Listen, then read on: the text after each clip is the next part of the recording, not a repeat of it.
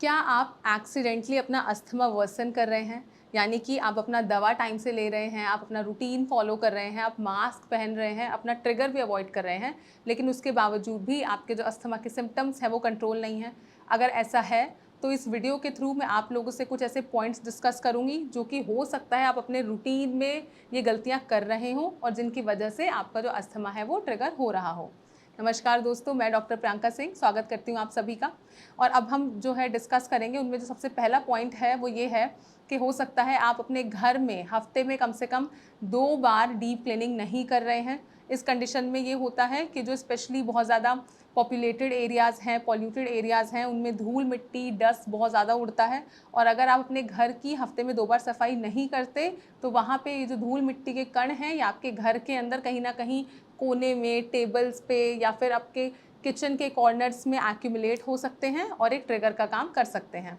Researches ये भी कहती हैं कि अगर आप कॉन्स्टेंटली अपने ट्रिगर के संपर्क में रहते हैं, तो आपके जो एयरवेज़ हैं उनकी रीमॉडलिंग हो सकती है और आपके जो बॉडी के अंदर जो आपके एयरवेज़ हैं उनमें स्पाज़म हो सकता है, जिसकी वजह से अगर आपकी एक बार रीमॉडलिंग हो गई, तो आपका जो अस्थमा है वो सीओपीडी में कन्वर्ट हो सकता है और फिर एक तरीके से आपको इस बीमारी से लाइफ़ टाइम सफ़र करना पड़ सकता है। तो इसको मैनेज करने के लिए आप हफ्ते में कम से कम 2 बार अपने घर का सफाई ज़रूर करें। तो अगर आपके घर में डस्ट पार्टिकल्स नहीं रहेंगे, तो ये आपके जो अस्थमा के सिम्पटम्स हैं, इसमें आपको रिलीफ प्रोवाइड करने में बहुत हेल्प करेगा। दूसरा जो पॉइंट इसमें हम नोट कर सकते हैं, वो ये है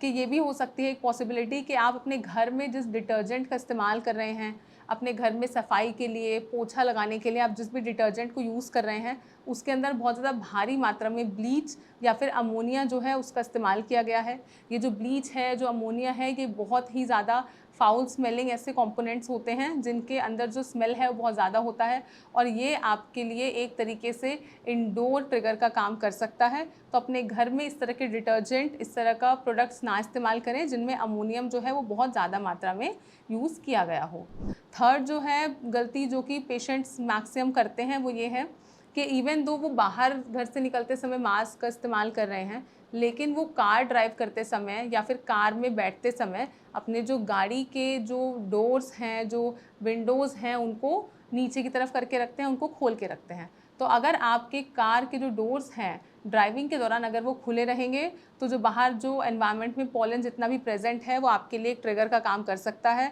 और ये भी आपके सिम्पटम्स को एग्रावेट कर सकता है। तो इसीलिए कोशिश करें कि जब भी आप ड्राइव कर रहे हो, कार के अंदर आप एसी ऑन करके जो अपने विंडोज़ हैं, जो डोर्स हैं, उनको आप क्लोज़ रखें। नेक्स्ट जो गलती मैक्सिमम पेशेंट्स करते हैं, वो ये है कि वो बहुत ज़्यादा स्ट्रेस से नहीं बच पाते। यानी कि प्रोलॉन्ग स्ट्रेस के अंदर हमारा जो है बने रहना, ये हमारे अस्थमा के सिम्पटम को ट्रिगर कर सकता है। मैंने अपना जो पुराना वीडियो है उसमें भी आप लोगों से डिस्कस किया है कि जो अब साइंस है, जो मेडिकल साइंस है और जो मॉडर्न मेडिसिन है, वो भी ये मानती है कि जो स्ट्रेस है वो आपके अस्थमा के सिम्पटम्स को बहुत ज़्यादा एग्रावेट कर सकता है। तो अगर आप कॉन्स्टेंटली स्ट्रेस में बने रहते हैं, आपको तनाव बहुत ज़्यादा बना रहता है, तो आप कुछ तरीके ढूँढिए कि आप कैसे स्ट्रेस को कोप अप करेंगे। उसके लिए आप ये कर सकते हैं कि अगर आपको मान के चलिए एंगर इश्यूज़ हैं, आपको बहुत ज़्यादा गुस्सा आता है, तो जब भी आपको ऐसा लग रहा है कि कोई चीज़ आपको परेशान कर रही है, तो आप एक बार डीप ब्रीदिंग कर सकते हैं, एक गहरी साँस ले सकते हैं। अगर आप गहरी साँस लेंगे और साँस छोड़ेंगे, कम से कम 4 से 5 बार आप ऐसे करेंगे, तो ये आपके मूड को सेटल डाउन करने में हेल्प करेगा। साथ ही आप ये भी कर सकते हैं कि आप 20 से लेके 0 तक रिवर्स काउंटिंग भी कर सकते हैं। अगर आप रिवर्स काउंटिंग करते हैं, तो ये भी आपके जो पीक इमोशन है, उसको सेटल डाउन करने में हेल्प कर सकता है।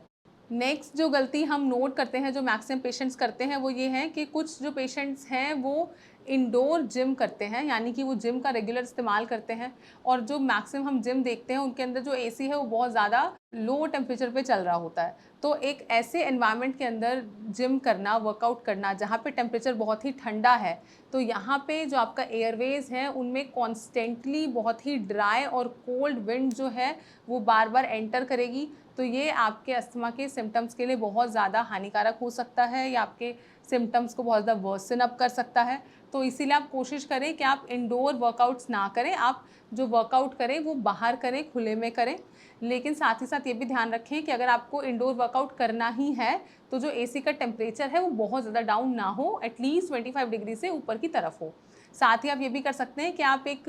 कॉटन का कोई गीला रुमाल अपने फेस पे बांध के भी वर्कआउट कर सकते हैं। और साथ में आपने जो चीज़ अवॉइड करनी है वो है इंटेंस वर्कआउट सेशंस। मतलब आप बहुत ज़्यादा भारी वर्कआउट नहीं करेंगे, बहुत ज़्यादा हैवी वेट लिफ्टिंग नहीं करेंगे और बहुत हैवी कार्डियो नहीं करेंगे। अगर आपके सिम्टम्स बहुत ही इनिशियल स्टेज पे है तो वहाँ पे आप मिनिमल कार्डियो जो है वो कर सकते हैं, मिनिमल वेट लिफ्टिंग आप कर सकते हैं। तो अगर आप ये पॉइंट्स जो हैं जो मैंने डिस्कस किए, अगर आप इनमें से कोई भी गलती अपने रूटीन में कर रहे हैं, आप इसको अगर आप साथ के साथ मैनेज करेंगे तो आप नोट करेंगे कि विद इन अ मंथ और सो आपके जो सिम्टम्स हैं वो काफ़ी हद तक सेटल डाउन हो चुके हैं। उसके बावजूद भी अगर आपको लग रहा है कि आपके अस्थमा के जो सिम्टम्स हैं उनमें रिलीफ नहीं है और आप कोई ऐसा ट्रीटमेंट ढूंढ रहे हैं जो कि आपकी बीमारी को जड़ से ख़त्म करे, तो आप आयुर्वेदिक ट्रीटमेंट की तरफ भी रुख कर सकते हैं। आप हमारी टीम से भी संपर्क कर सकते हैं और नीचे दिए गए कमेंट्स बॉक्स में अपना नंबर भी ड्रॉप कर सकते हैं। हमारी टीम पूरी तरीके से मदद करेगी आपको आपकी बीमारी से छुटकारा दिलाने में। जल्द मिलते हैं अपने नेक्स्ट वीडियो में, तब तक के लिए नमस्कार।